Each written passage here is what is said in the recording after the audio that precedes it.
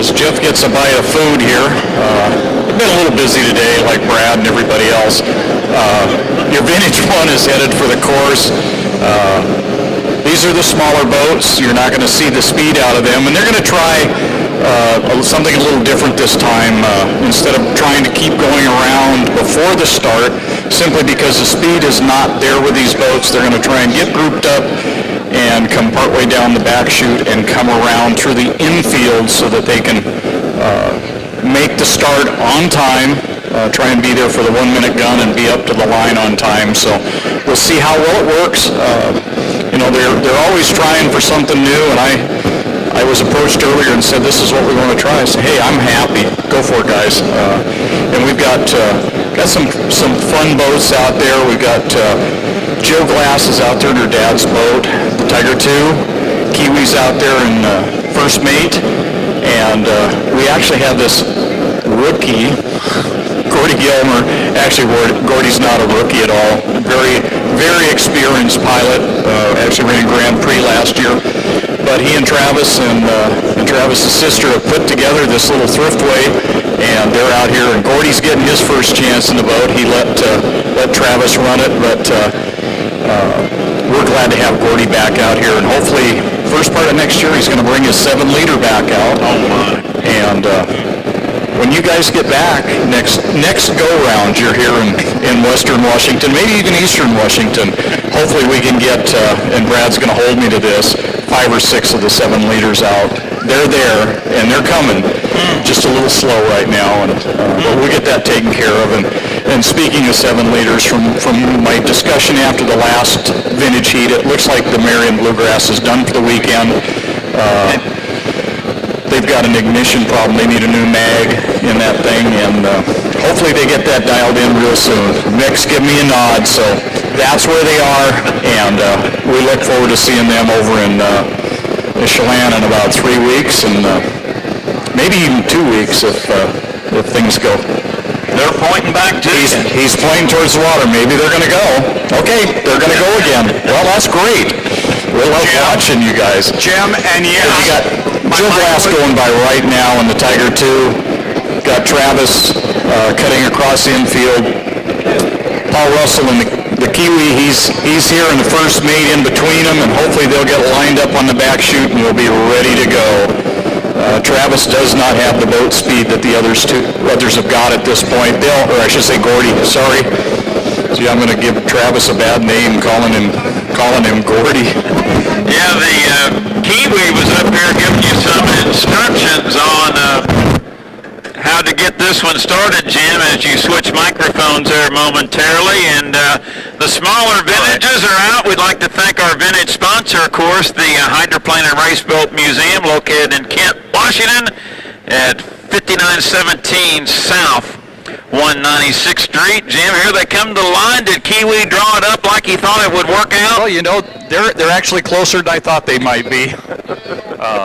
They're not there yet, but they're working on it, and it's a work in progress, and that's always the issue. We have drivers that have not raced before, and even though we don't race, we're simulating that, and you have to learn how to make a start. Gordy's off, and I know that's just surely boat speed for him. They don't have the speed to run with the others at this point. They will get better. I know they're working on carburation and things like that, but you've got Jill Glass and the Tiger II and Paul Russell and first mate up here. If you get a chance, you got to stop by and talk to Paul, because, as Brad has said, if you understand 50% of what he says, you're doing well. Our dear friend from north of the border, from New Zealand, he gives me crap about that all the time when I say Australia. It wasn't meant to be Australia, it's New Zealand. He's just a great guy, a lot of fun, and always does a good job on the water. Jim, you mentioned yesterday the First Mate and the Little Miss Thriftway are replicas. The boat in front, Tiger II, memory is lapsing on me. Is this a restoration or a replica? That is a restoration done by a gentleman down in Portland, Oregon. I don't know how much was saved. I know that some of the boat was saved. That is the original engine that's in that boat. So that has to be a rarity. Real rare. doesn't happen very often because they've either been destroyed or used for other things over the years. But no, it's always great if you can get that. You don't very often find something that's still got the motor in it. And that was one of the nice things with the Vitamilk that was here yesterday that had some issues and had to retire from the event. But that boat had sat for 29 years. The motor was still in the boat, in the warehouse. So they took it out, rebuilt it, and it's basically what Bill Brow had in the boat back in the day. Speaking of that Vitamilk, I saw Doug this morning, his team, and it's just such a beautiful boat. And I was thinking, was someone owning that right now, or was it just sitting out by itself and he claimed it, or did he have to claim it off someone on their property? No, it was in a warehouse, I think in Seattle. I know it was sitting in the corner of a warehouse, had been there with a tarp on it for, like I say, 29 years.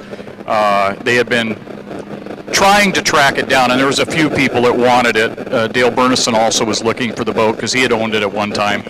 And Doug got there first, got the information that it was it was sitting there. He went and approached the guy, and the guy finally made the decision after he knew who Doug was, the history that was his dad's boat. He said, "Here you are."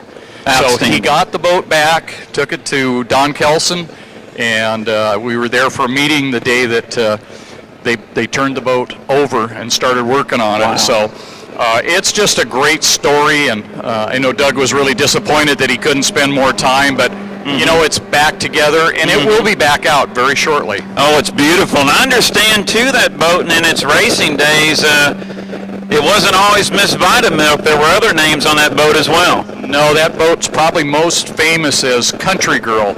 It's another one of those pink boats. We like to give Ray Labrie a bad time about that, but when Dale Burnison owned that boat and called it Country Girl, they were the national high point in that boat. And Ray did a yeoman's job driving, an excellent driver, and as long as they keep him away from touching the motors and things like that, they did well. And I know Jimmy's probably out here somewhere, his son, and would have a chuckle. But no, Ray was quite a shoe, and actually drove for Al LaPointe in a flat bottom as well, and did extremely well in that. So good pedigree there. But yeah, that boat's been around, done a lot of racing, national high point. What can I say? Yeah, you mentioned the Little Miss Thriftway. We've hit on it throughout the weekend when it's been running, and you can take plans from yesteryear. It's pre-1993. I'm really encouraging this. Little Miss Thriftway, we need to have some like little miniature Nuremberg design squire shops and circuses. Put that cab over boat out there with that radical looking wing. It would be fun to do, no doubt about it. We just gotta find. Unfortunately, most of us have too many of these projects, and it's a matter of finding some more people who want to go have fun. It isn't the cheapest thing to do, but it is definitely fun. And if you see these guys and gals, and don't forget, and this doesn't go just for vintage, but just for all the race teams, it's not just the person in the seat. It's the family behind them. It's the crew up there. It's the people doing the tow work. Our course judges, our safety, our referee, you and Brad, it all comes into play. And we owe everybody a thanks for allowing us to go out there and have fun. And these crane operators this weekend, 2 cranes in the pits, and those guys have done an outstanding job, and no wonder one's doing real well. Debbie saying happy birthday. Who was it, Travis, one of our crane operators? Tyler. Yeah, Tyler was totally embarrassed. He's ready to good wave. We love you, Tyler. Doing a great job. It is a great family. We've been well accepted. We have our moments, but as all people do. Yeah. But we've been well accepted and treated well, and we're just grateful to be here and have some fun. And that's what it's about. It's about having fun. Because if it's not fun, let's stay home. We're working the final lap. I wanted to mention Mahogany and Merlot coming up October 5th and 6th over at Lake Chelan. That is the premier event for vintage here on the West Coast. On the West Coast, and if you like these vintage boats and you like the old Unlimiteds, please come over because we have a show that's unlike anything you'll see in the country or the world, because we'll have 5 or 6 of the vintage Unlimited hydroplanes, plus probably about 15 of these vintage inboard hydros. And when you see the Bardahl out there and Dixon unloads on that, he puts on a whale of a show. There you go. You got your checkered flag. Got the guys coming down here to the end. Travis has got one more lap. Actually got the black flag out. I'm going to grab that and do this again. And I'm going to turn this over to Debbie right now. She's got an announcement we need to take care of. Thank you.